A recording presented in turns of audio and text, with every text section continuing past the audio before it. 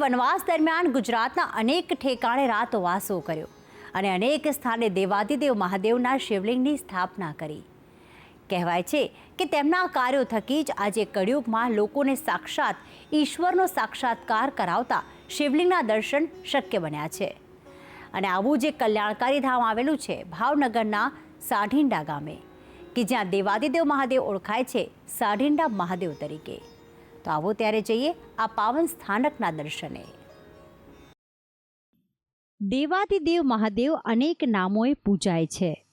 કહેવાય છે કે દેવાધિદેવ મહાદેવ એટલા ભોળા છે કે કોઈ અસુર પણ તેમની ભક્તિ કરીને શિવલિંગની સ્થાપના કરે તો તેઓ ત્યાં તે અસુર નામે પણ બિરાજિત થઈ જાય અને તેમની આ જ પ્રેમાળ અને સૌ પર કૃપા વરસાવવાની વૃત્તિના કારણે તો તેમના ભક્તો તેમને નીત નવી રીતે પૂજીને તેમની કૃપા પ્રાપ્ત કરે છે।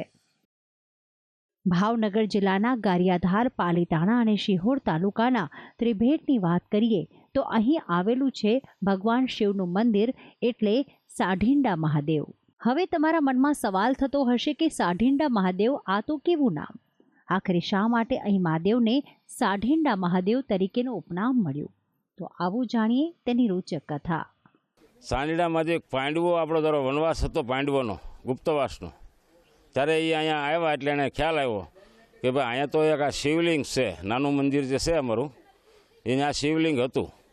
પછી અહીંયા રોકાણા અને ઘણો માસ રોકાણા એટલે એણે કીધું કે તો આપણે યાદગીરીમાં શું ભાઈ, તો ગુરુજી અને પાંડવોએ કૌરવે એમ કીધું કે તમે તો ભગવાન છો, એટલે એક સ્વયંભૂ લિંગ છે લીલકંઠ મહાદેવી, અને પછી ઉલ્કાથી એણે મોટા મંદિરની લિંગ ઉતારી કૃષ્ણ ભગવાન અને સુદામાના હસ્તક એણે સ્થાપના કરી એટલે સાંદલેશ્વર મહાદેવ થયું નામ, એનું સાંદલેશ્વર મહાદેવ નામ રાખ્યું।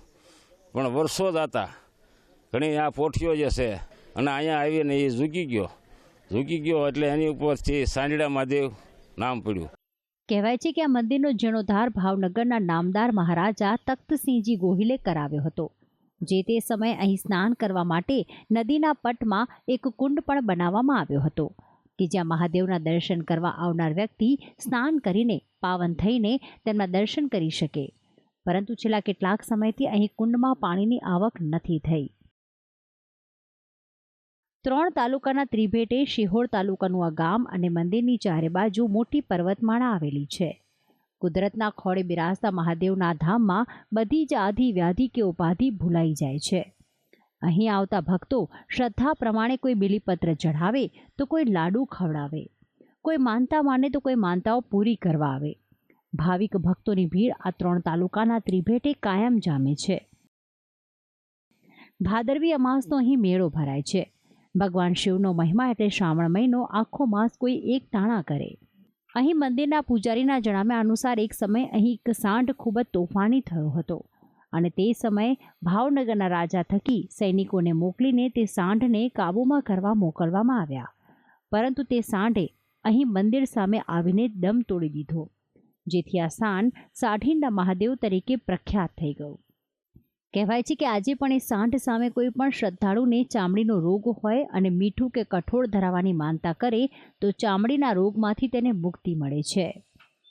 ભક્તિ સંદેશ ન્યૂઝ, ભાવનગર।